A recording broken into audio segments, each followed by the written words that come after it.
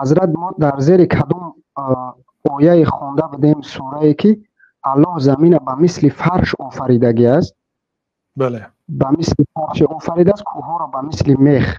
این از علم دنیاوی بگیریم میگن که زمین به مثل کوره هست و تمام چیزها زمین در گرد آفتاب دور میزند. اینه که ما از آیات قرآن همچون دیروز هم با خبر شدیم که زمین در جاش قرار بوده است، این آفتاب و ماهتاب در گرد زمین دور میزده است. همین همه فهمیدیم استاد که همین زمین هم کوره شکل باشد یا به مثل همین فرشه که این فرش چگونه باشد؟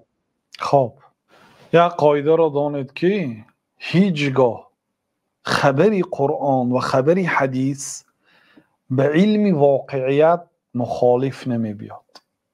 علم دنیا، علم واقعا علمی واقعی، علمی حقیقی هیچگاه با قرآن زید نمیاد. بله الله تعالی گفته است ما زمین هموار کردیم، لیکن زمین با وجود همین دایره شکل است.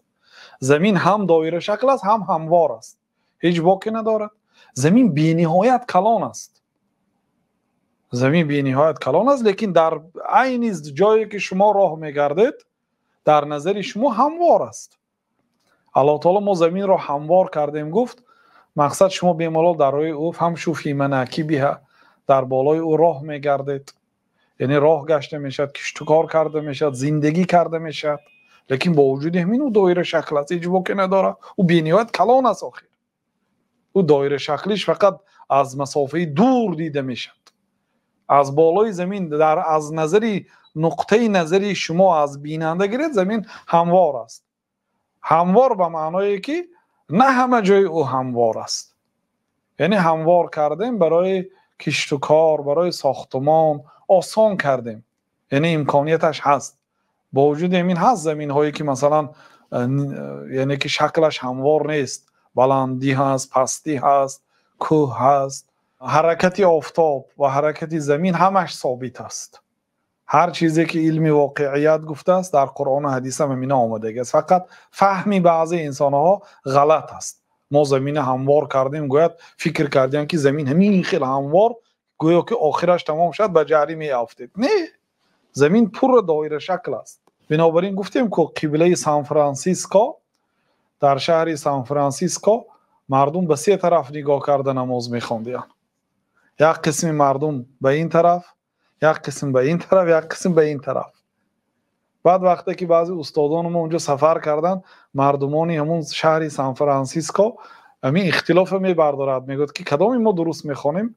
بعد وقتی که میسنجن هر سه همین ها درست میخوندیان، برای آنکه کعبه به آنهایی که در این طرف هستند و به این طرف نگاه کرد میخوانند، کعبه واقعا به همین طرف نزدیک بوده است. چون که کعبه زمین که دایره شکل است، زمین دایره هست، کعبه به اینها بر همین سمت نزدیک است، به اینها در این سمت، برای این طرفی شهر سان فرانسیسکو به همین سمت. بنابراین یگان به همدیگر خلاف ندارد، فقط فهم لازم است. از قرآن یگان آدم تا قیامت اگر تمام دنیا جمع شود و تمام جین ها جمع شود، یه ذره خطایی افته نمیتونه آوره نشود، وقتی خودشون هم اسراف نکنه. شما یک قطره آبی نطفه بودید، الله تعالی از شما اینقدر آدم زیبا آفرید. اللهی که آفرید شما که امروز کمتر خواندید و از الله خطاگی میافتگی شدید.